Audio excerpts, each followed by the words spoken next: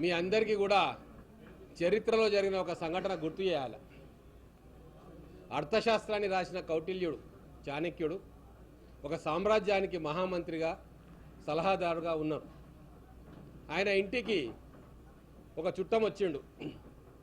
ఒక గంట సేపు వెయిట్ చేసిండు. అప్పుడు చాణక్యుడు తను చేస్తున్న పనినంతా ఒక గంట సేపు తర్వాత ఆపేసి అక్కడున్న దీపాన్ని ఆర్పేసి ఇంకొక దీపాన్ని వెలిగించి ఆ బంధువును కూర్చోబెట్టుకొని ఇప్పుడు చెప్పు ఏం పని మీద వచ్చారు అని చెప్పి అడిగిండు.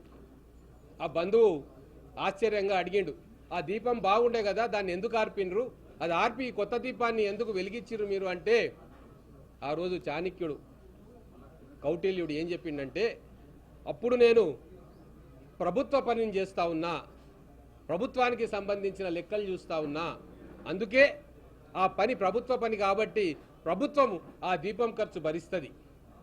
ఇప్పుడు ఇది నా పర్సనల్ విషయము, బంధువుగా నువ్వు వచ్చిరు, నేను మాట్లాడుతున్నా కాబట్టి ఈ దీపము నా సొంత డబ్బులతోటి ఈ దీపాన్ని వెలిగించి దానికి కావాల్సిన చెంబును నా సొంత డబ్బులతోటి కొంటున్నా అని చెప్తూ తన అర్థశాస్త్రంలో ఏం రాసిండంటే, ప్రజాధనాన్ని దుర్వినియోగం చేసే రాజు అంతకంటే గొప్ప పాపాత్ముడు ఈ భూప్రపంచంలో ఉండడు, నరకంలో ఆయనకు అత్యధికమైన కఠినమైన శిక్ష పడుతుంది అని చెప్పి అదే అర్థశాస్త్రంలో రాసిండు.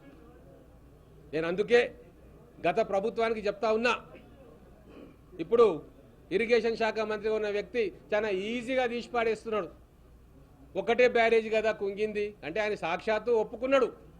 4,000 కోట్లతో కట్టిన ఒక బ్యారేజీ మొత్తం కాళేశ్వరం ప్రాజెక్టుకు ఆయుపట్టుగా ఉండి స్టోర్ చేసి దాన్ని రివర్స్ పంపింగ్ చేసే ఒక బ్యారేజ్ కుంగిపోయింది, కూలిపోతుందంటే వీళ్ళకి అది సామాన్య విషయం, చీమగుట్టినట్టన్నా లేదంటే ఎంత దారుణమైన మానసిక స్థితిలో వీళ్ళు ఉన్నారు అని చెప్పి నేను మాట్లాడుతూ ఉన్నా. అది కాళేశ్వరం ప్రాజెక్టు కాదు, కాళేశ్వరం స్కామ్. అది కాళేశ్వరం సాక్షిగా ఒక దేవుని పేరు మీద జరిగిన భయంకరమైన స్కామ్.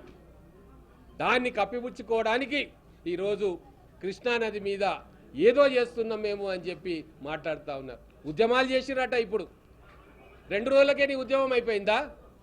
నువ్వు చెప్పింది ఎప్పుడు కృష్ణానది మీద, ఇప్పుడు నల్గొండల సభ పెట్టి ఉద్యమం చేస్తున్నావా? ఎన్ని టనెళ్ళు తీసుకొచ్చినావు? టనెళ్ళు కొట్టినాము, రిజర్వాయర్లు నింపినామని చెప్పి మీరు చెప్పారు కదా, మరి ఎంత స్కామ్ జరిగింది అక్కడ, దాని లెక్క తెలిసొద్దా మనం? నీళ్లు తీసుకొచ్చినామన్నారు, రివర్స్ పంపింగ్ అన్నారు, మరి ఎత్తిన నీళ్ళన్నింటినీ కూడా మళ్ళా 3 సంవత్సరాలు వర్షం వస్తే కిందికే పంపించినాం కదా. మరి కాళేశ్వరం దేనికి సంకేతం? కాళేశ్వరం ప్రాజెక్టు స్కామ్కు సంకేతం. కాబట్టే తెలంగాణ ప్రజలకు ఈ దోపిడీని, ఈ భయంకరమైన దోపిడీని తెలియజెప్పాలి అనే ఉద్దేశంతో ఈరోజు మేమందరం కూడా కలిసి అక్కడికి పోతా ఉన్నాం. దాన్ని కూడా ఎద్దేవా చేస్తూ ఉన్నారు. వాళ్ళకు మాట రావట్లేదు. గౌరవ మాజీ ముఖ్యమంత్రి గారు అపోజిషన్ లీడర్ ఇక్కడ, ఆయన సభకు రావట్లేదు. ఎంత దారుణమైన విషయము! సభకు రాకుండా అపోజిషన్ లీడర్ బాధ్యత తీసుకోకుండా చిల్లర రాజకీయాల కోసం ఈరోజు నల్గొండ పోతా ఉన్నాడు. అంటే ఎప్పుడైతే సినిమా స్టార్లు వాళ్ళ పాపులారిటీ తగ్గిపోయి సినిమాలు ఫ్లాప్ అవుతుంటాయో మళ్ళీ రీలాంచ్ చేసుకుంటుంటారు పాత సినిమాలను. చిరంజీవి గారు గ్రాఫ్ తగ్గినప్పుడు ఖైదీని మళ్ళా రిలీజ్ చేసుకున్నారు. తర్వాత మహేష్ బాబు గారిది పాపులారిటీ తగ్గినప్పుడు ఆయన పోకిరి సినిమాను రిలీజ్ చేసుకుంటున్నారు. అట్లా కేసీఆర్ గారు మొత్తం పాపులారిటీ కథమైపోయిందని తెలిసి తనను తాను లాంచ్ చేసుకునే కార్యక్రమమే ఈ నల్గొండ సభ తప్ప ఇంకోటి కాదు. దొంగే దొంగ నడిచినట్టుంది. కాబట్టే వీటన్నిటినీ తెలంగాణ ప్రజల ముందుకు తీసుకురావాలని చెప్పి ఈరోజు మా శాసనసభ్యుల యాత్ర కాళేశ్వరంకు కొనసాగుతూ ఉంది. Thank you.